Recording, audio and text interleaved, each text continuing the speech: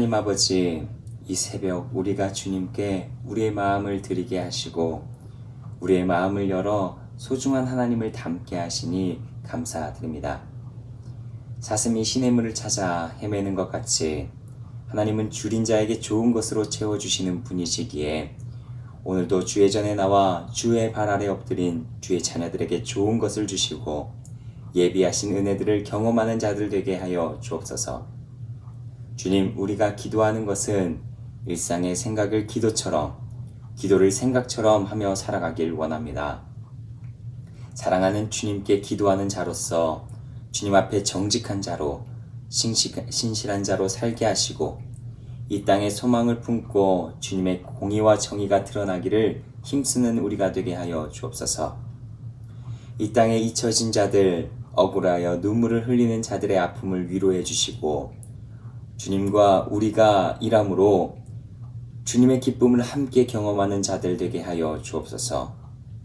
주님, 우리 교회를 이 땅에 심으시고 하나님의 생각과 마음을 드러내시니 감사드립니다.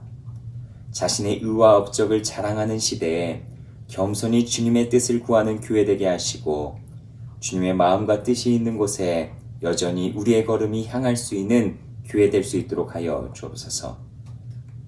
교회를 통하여 역사하실 하나님을 기대합니다. 예배와 선교와 교육과 돌봄과 나눔을 통해 주님의 일을 하는 교회 되게 하셔서 일함으로 하나님의 일을 함께 보는 우리들 될 수 있도록 하여 주옵소서. 우리의 생각과 마음과 몸보다 먼저 주님이 일하시기에 앞서 행하시는 하나님을 보는 우리들 되게 하여 주셔서 우리가 예비된 복을 누리는 우리 교회 될 수 있도록 하여 주옵소서. 특히 돌아오는 주 수련회를 준비하는 중고등부의 은혜를 더하셔서 준비하는 자들도 은혜를 받고 그 은혜를 함께 나누는 현장 될 수 있도록 하여 주옵소서. 담당 교육자와 선생님들의 수고를 기억하여 주시고 기도하며 돕는 손길들을 더하셔서 풍성한 사역의 자리가 될 수 있도록 하여 주옵소서. 주님, 오늘 말씀에 귀 기울입니다. 우리의 심령이 새로워지는 말씀 되게 하셔서 주님의 마음과 뜻을 알아가는 이 시간 될 수 있도록 하여 주옵소서. 우리 주 예수 그리스도의 이름으로 기도합니다.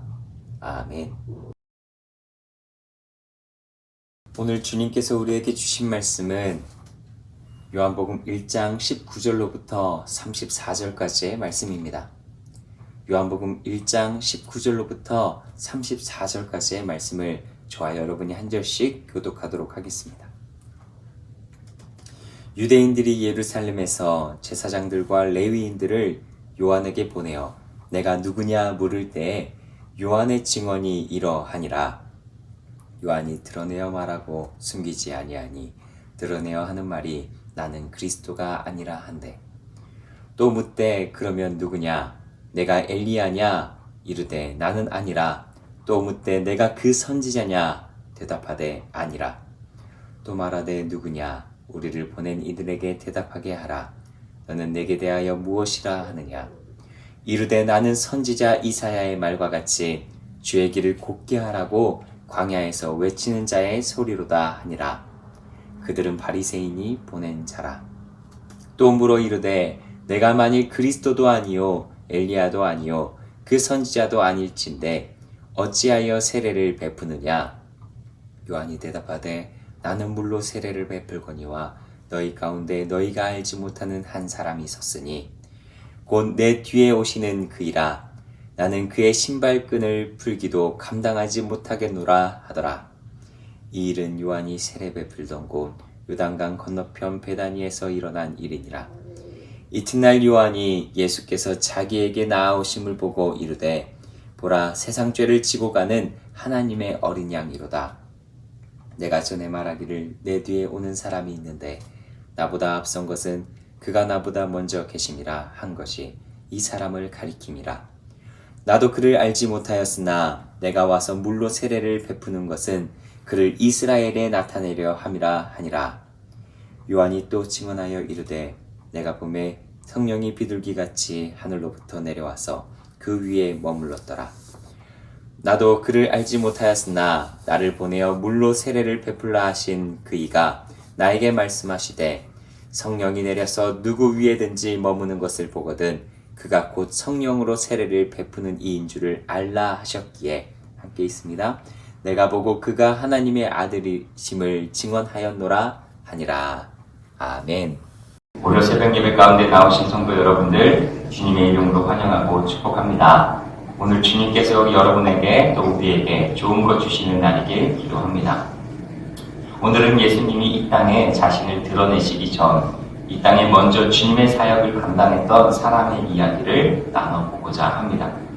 오늘 말씀에서도 알 수 있듯이 오늘 소개해드릴 사람은 요단강에서 세례를 베풀었던 세례 요한이라 불리는 사람 요한입니다.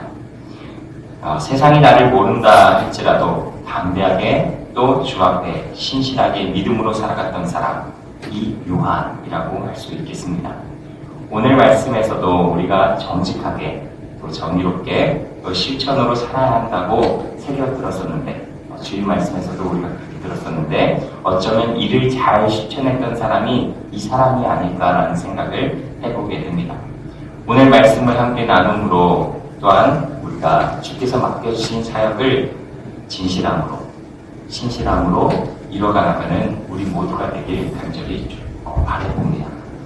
성경 곳곳을 찾아보면요 이 세례 요한을 설명하는 이야기들이 나오는데요. 원래는 제사장의 아들이었다는 것을 알 수 있습니다.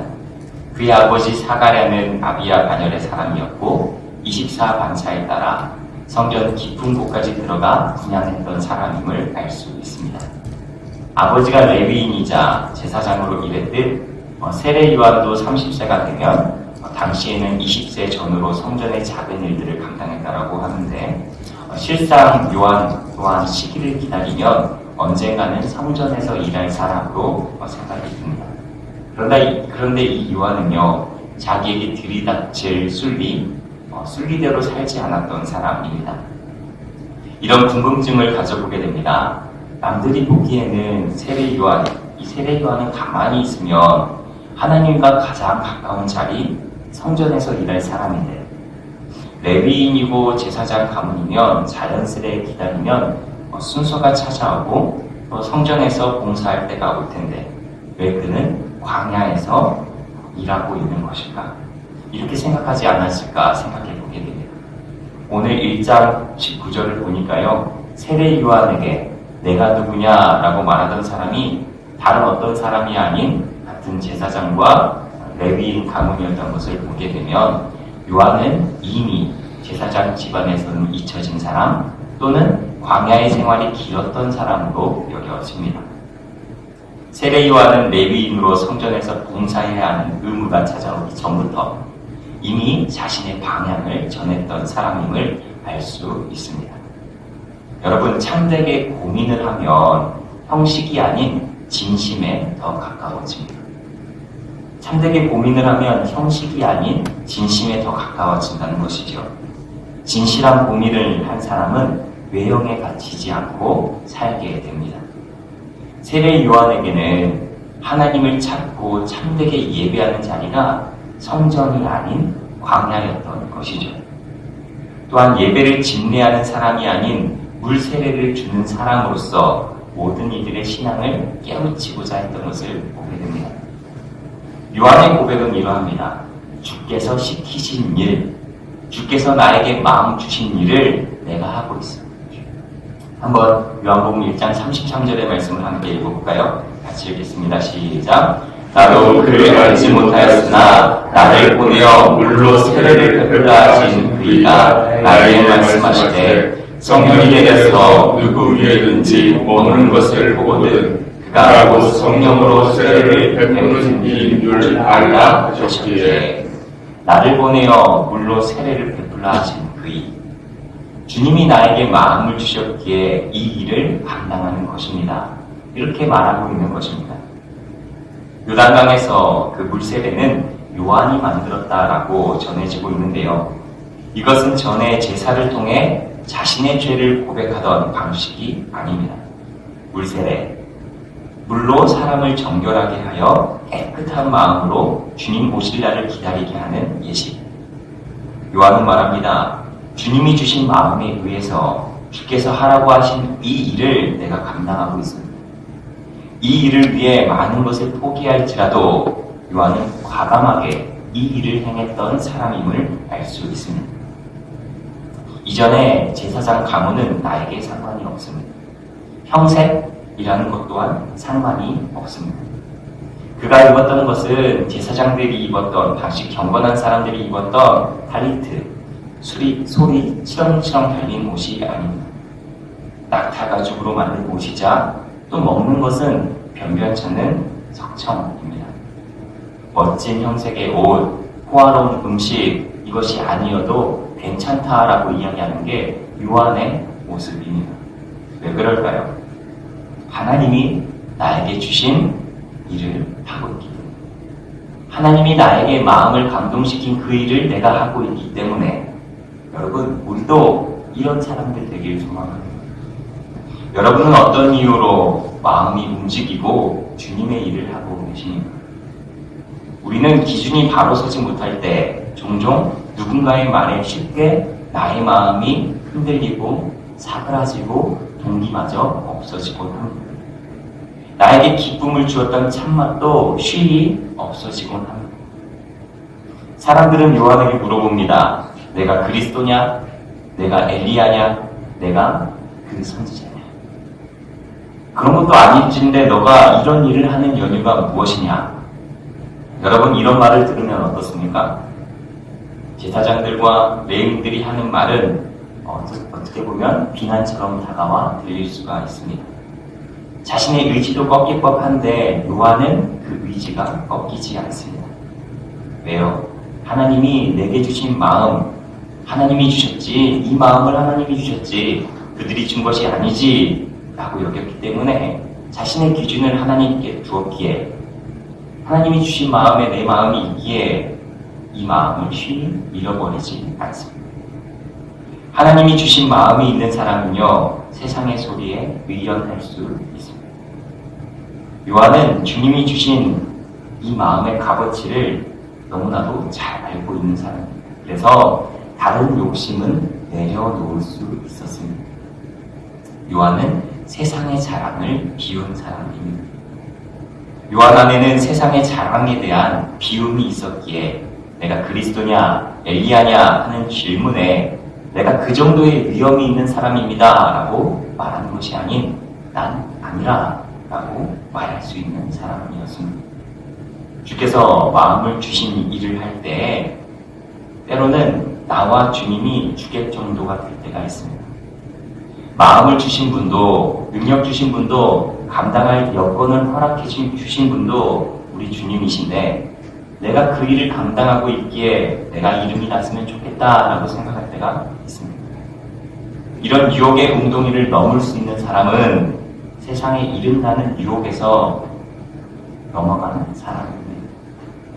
세례 요한은 요단강에서 나와 세례를 베풀어 당시 영적인 각성운동을 일으켰던 사람임에도 불구하고 나는 아니라 라고 과감하게 말할 수 있는 사람이었습니다. 이런 사람은 내가 비워진 사람입니다. 정말 주님 높여드리기 원하는 마음으로 살아갈 때 내가 비워질 수 있습니다. 세상의 기준 이런 것이 아니라 주님께 내 마음을 둔 사람은 나를 통해 하나님이 일하시는 것을 아는 사람입니다. 비움을 통해 하나님의 일하심이 드러납니다. 그리고 요한에게서 볼 수 있는 다른 신앙의 기준 또한 있습니다. 바로 체험입니다. 이 땅에서 하나님의 사람으로 견실하게 서기 위해서는 이 요한의 모습을 주목하길 바랍니다. 바로 하나님의 말씀을 자신의 기준으로 삼습니다. 우리 돌아간 23절의 말씀을 함께 보겠습니다. 같이 한번 읽어볼까요? 시작! 이르되 나는 선지자 이사야의 말과 같이 주의 길을 곱게 하라고 광야에서 외치는 자의 소리로다 하니라. 아멘. 요한은 나에게 주신 하나님의 마음과 주의 말씀을 자신에게 채웁니다. 요한은 선지자 이사야의 말씀을 자신에게 하신 하나님의 말씀으로 받아 살아갔음을 보게 됩니다. 요한은 주의 말씀을 나에게 하신 말씀으로 받아 많은 위기와 어려움 속에서도 흔들리지 않고 견실하게 살아갔습니다. 우리는 어제 주일을 함께 보내고 오늘부터는 거룩한 일상을 살아내야 하는 사람들입니다. 이때 세상의 요구와 험난함에 표류하는 사람들이 되지 않길 바랍니다. 부디 말씀으로 견고히 설 수 있는 사람들 되길 소망합니다. 성경은 이럴 때 복이 있다는 것을 우리에게 알려줍니다. 29절의 말씀을 함께 볼까요? 요한이 얻게 된 복인데 함께 읽도록 하겠습니다. 이튿날 요한이 예수께서 자기에게 나아오심을 보고 이르되 보라 세상 죄를 지고 가는 하나님의 어린 양이로다. 아멘. 세례 요한이 비움과 체험을 통해 자신의 자리를 지키고 있을 때 얻는 복은 바로 주님을 만나는 복입니다. 세례 요한은 광야에 나가 가죽옷과 석청으로 살아갔지만 주님의 마음과 말씀으로 무장한 사람이었기에 타인의 비난이 있을지라도 자신의 자리를 묵묵히 지켜나갈 수 있는 사람이었습니다. 이때에 예수님은 세례 요한에게 찾아오십니다. 여러분, 우리 높은 뜻 덕소교회 모든 지체들은 이러한 예수님을 만나는 복을 누리는 사람들 모두가 되길 축복합니다. 반드시 자신의 자리에서 주님 주신 마음으로 인해 고투하는 자리에서 견디고 애쓰는 자리에서 주님 찾아오심을 만나는 사람들 모두가 되길 간절히 소망합니다. 세례 요한은 분명히 자신에게 찾아온 예수님을 보고 행복했을 거라는 생각을 해보게 됩니다.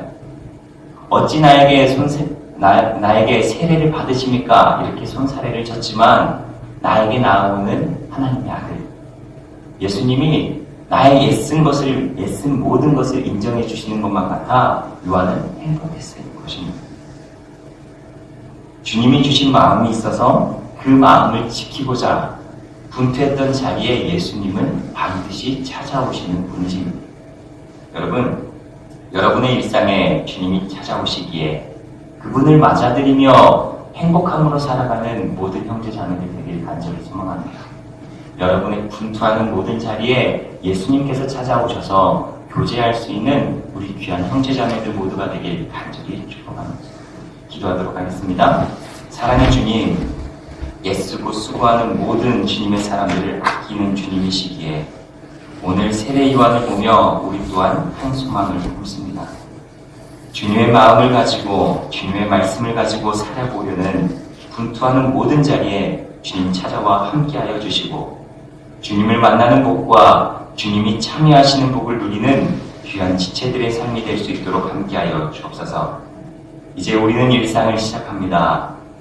주님은 나의 일상에 찾아오시는 분이시기에 그 주님과 마주하며 또 동역하며 걸어가는 주님의 사람들 모두가 될 수 있도록 하여 주옵소서. 우리 주 예수 그리스도의 이름으로 기도드립니다. 아멘. 이제는 우리가 함께 자신의 기도를 주님께 올려드림으로 더 깊은 교제의 자리로 나아가도록 하겠습니다.